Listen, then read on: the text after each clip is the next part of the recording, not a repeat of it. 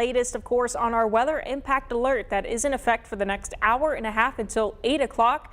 Due to these strong to severe thunderstorms continuing to move through the Triad, bringing damaging winds, isolated flash flooding possible, and also some hail across the region. So what I need you to do for the next hour and a half is make sure you're staying alert, keep the WFMY app handy, and make sure you have multiple ways to receive alerts as they're issued across the area. And, you know, I just kind of wanted to jump in right now on the radar where we already have a couple of these alerts, and it's not only impacting us here in the Triad, but, you know, zooming out a little bit, I kind of want to zoom out to show you just the extensiveness of this whole line kind of moving in across the Northeast, prompting several severe thunderstorm warnings in portions of Virginia, also all the way up through Maryland and even into Pennsylvania, all from this cold front pushing into the area for the next several hours. So I have my computer here to kind of help storm track with you guys to show you what we're looking at. This severe thunderstorm warning, again, it's in portions of Caswell County, also into Alamance, moving into Orange and Persons County here within the next 30 to 45 minutes. But we're also tracking other little thunderstorms here in portions of Randolph and also Davidson counties, these pop-up storms that are also forming right along the cold front as well. They're not severe per se, but they are still strong pop-up storms across the area. The real main thing that we're looking at with this system is going to continue to be those damaging winds and also the hail, and of course also the risk of flooding across the region. So this is going to continue to kind of push toward the east at around 40 miles per hour. This is just a rough estimate that I kind of drew on here for you.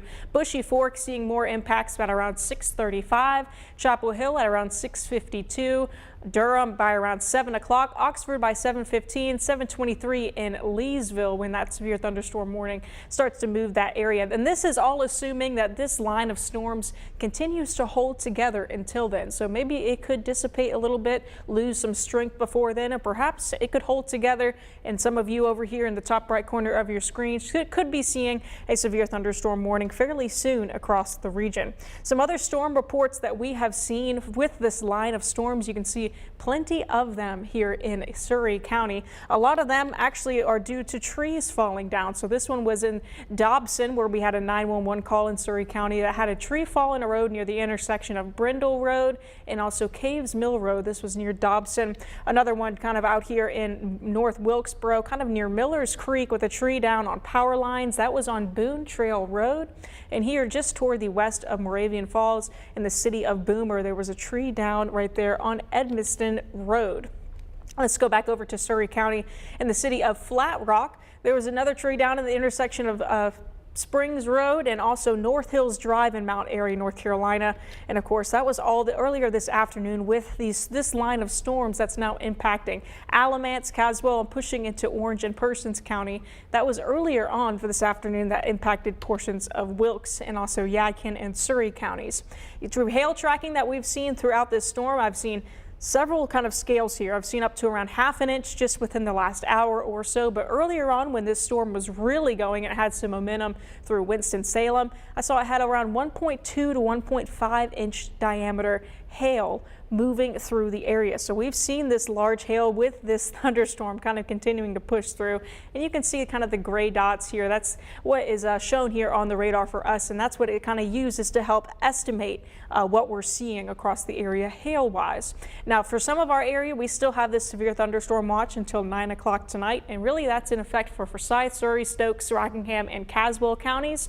Again, it's not listed for us, but we still have that severe thunderstorm warning impacting us as we speak for the next couple of minutes before it starts to move in and out of the area toward Alamance and also into Orange County.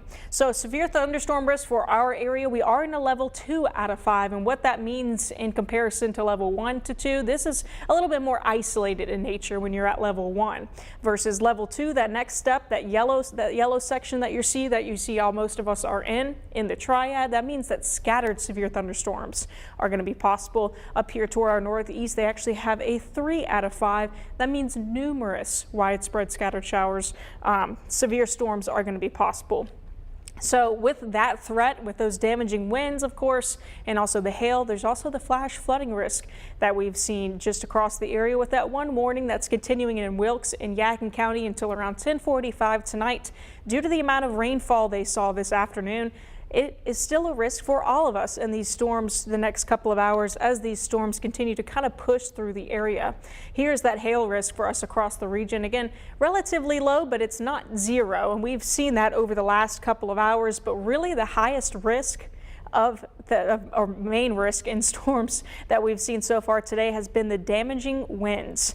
We've seen wind gusts up to around 40 to 50 miles per hour in some of these severe storms across the area. Really not much of a tornado threat today. We haven't had any tornado warnings. I expected us to not really see any warnings, but if there is going to be any, I would expect it to be in this 2% area up here. That's a low risk, not even in North Carolina and portions of Virginia there to our northeast. I did want to show you this on our water vapor map. You can see these storms kind of start to blow up, and that convection here in the bluish parts here that you can see from the moisture of our water vapor map, versus back here is where our dry cold front is. You can see the dry air kind of mixed there in the oranges and the yellows as well. That's coming in with this cold front that you can basically cut with a knife back here. All of these storms are coming out ahead of the cold front that's going to be moving in and through the area the next several hours. And of course, here is that satellite and radar. I did want to show you that flash flood warning, while I have you here. That's over here in Wilkes and also in Yadkin counties. This is in effect until around 10:45 for the night tonight. And we have been seeing a lot of rainfall in that area. I do expect that we've seen around 2 to 4 inches, but while I have you here, I am going to try to do some estimation on the map here for the radar. Around 3.7. This is all very southeastern portion of Wilkes County and also southern Yadkin County, where we've seen between 2 to 4 inches of rainfall. Again, it really doesn't take much to hydroplane, and this is a lot in a very short amount of time. All from that storm that just went through Winston-Salem, now Greensboro, and is now pushing into Alamance County as we speak. Rainfall just yesterday, we saw up to around an inch or so, and that was in Reedsville, up to around half an inch in Mount Airy, half an inch in Statesville, Wilkesboro, and creeping up on around 1/4 of an inch, only a couple hundredths of an inch here in Greensboro.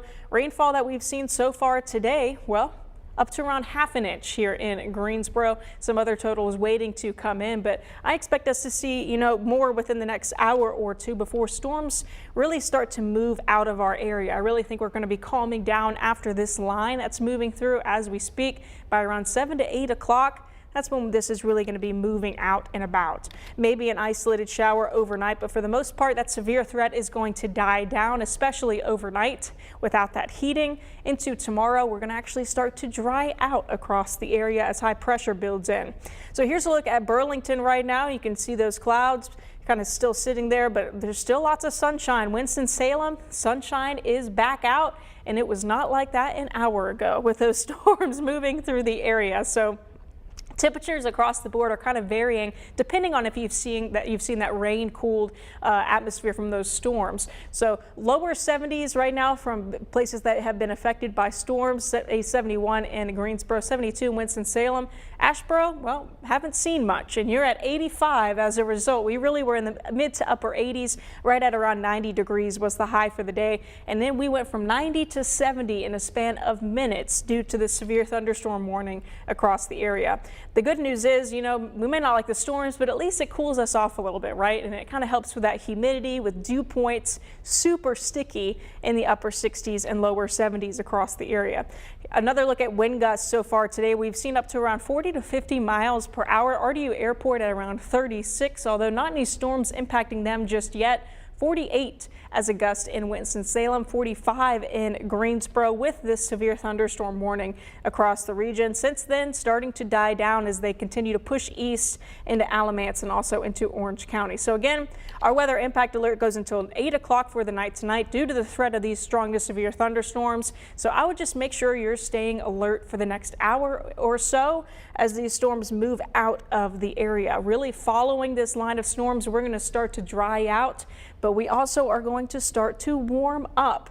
All behind this cold front that moves through, we're going to be seeing high pressure build in. It's going to be hot and it's going to be humid for the next several days. Tomorrow is officially the first day of summer, and boy, does it feel like it. I'm going to take this graphic full so you can kind of look at it in its entirety here. If we're out the weekend, we're going to be in the low to mid 90s. By the time we head into early next week, mid to upper 90s, and heat indices back in the triple digits.